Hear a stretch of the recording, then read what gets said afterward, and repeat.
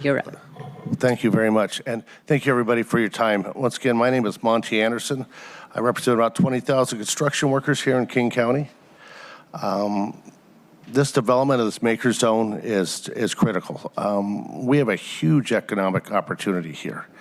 And I've been a part of this. I've been a part of labor for 35 years now. And one of the oldest tricks you can do is make it this is an either or choice.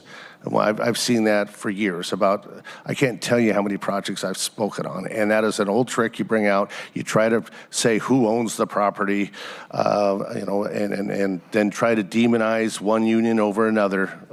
We've been to this show before. I represent hundreds of workers at the port. It would be against my moral and first my duty of fair representation to do anything that I thought would harm them. I've been a part of this thing for years also. We all have. And the facts bear out exactly why we're here. We're here because this makes sense. It's already been penciled out.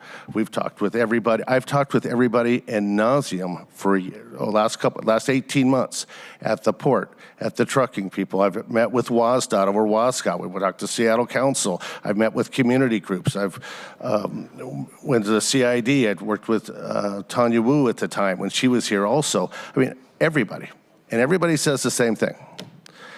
Gee, Monty, we want to do it, but what's next? What if the Coast Guard comes? What if they build an arena? What if we get offshore wind? I mean, everybody wants to do this thing, and I can say it out loud here to everybody. Everybody knows the gig. It's just delay, delay, delay. And if you delay it long enough, people lose their enthusiasm. So I want to be clear about this project. It creates a lot of jobs, and it also sets a precedent for private investment in housing. You know, we took a lot of time passing that housing levy, but there's still not enough money. This is private investment. Somebody's going to take their own money and subsidize housing for working class people, and in the meantime, keep it affordable for 75 years and help the makers out and have a zone where people can actually live and work and create generational wealth. And the only argument we have about it is the boogeyman that someday that's all going to fall apart and and the waterfront's going to shut down. And like I said, I'm very clear about the fact that I would never do anything that I thought or anybody presented to me in the last 18 months that would prohibit or slow down jobs at the port. That's not what we do here. We sit on many things together. And those accusations, where I get it, when people are fed lines to read, that's what they do. I mean, we all do that, right? Here's some talking points. But I'm telling you, as the fact of representing 20,000 workers here and workers at the port, this makes sense. And to this day, nobody has shown me that it doesn't. So I want to thank everybody here for, Council President. For taking the time for that. I know this is a Excuse me, tough Mr. Anderson, Council President. So thank you. You can finish your comments if you weren't able to, Sir Monty. Mr. Anderson. Go ahead. A lot of what I understand what you're saying, but you're also noting the tricks and this, that, whatever.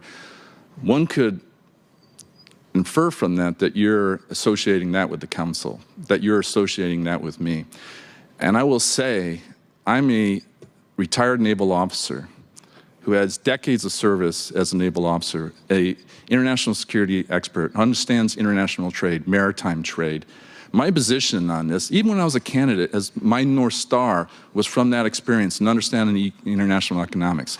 It has nothing to do with dirty tricks or these kinds of things that you're insinuating. So if you can, please exempt the council and the council members from that, because my position on this was, by the way, as a naval officer, I also have a Coast Guard Chief of Staff, former Coast Guard, Coastie. That is where that comes from. This idea that I'm getting talking points and I'm just mouthing these, if that's what you're impugning, is absolutely false. And I want to make that point clear. I'm a retired naval officer. That drives my studies, my academic background. That drives my position. My experience on Queen Anne Community Council in terms of locally here in Seattle, that drives my position. I'm not being a mouthpiece for anybody that's out here. And I just want to make that point clear, because the way you presented it, one can infer that that's the point you're making. Well, thank you for your comments, and since you're so intelligent and smart, and I'm just a stupid Mexican construction worker, I'll buy down to what you think there, buddy, and what I That is said. wrong. That is, Okay. Mr. Anderson, Mr. Anderson, Mr. me. Anderson, one Thanks a thing, lot, you know what Bob. else? No, Thanks for you will- talking down to me, Mr. Bob. Anderson, Hold- stop. You know what? Stop. That last point, are you kidding me? Today is the 60th anniversary of my mother coming to America. My father came 3 months beforehand, $80 in his pocket. He was a welder. What?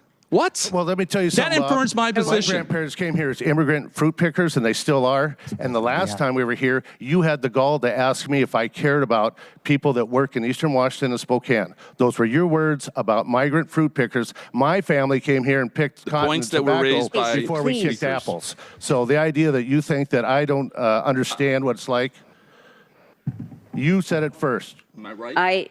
Am I right? Also, I will President, ask tonight, people to, let's stop this, people interrupting other people and have respect and civility, okay? So pause. I apologize. I see Councilmember Rivera, you had your hand up.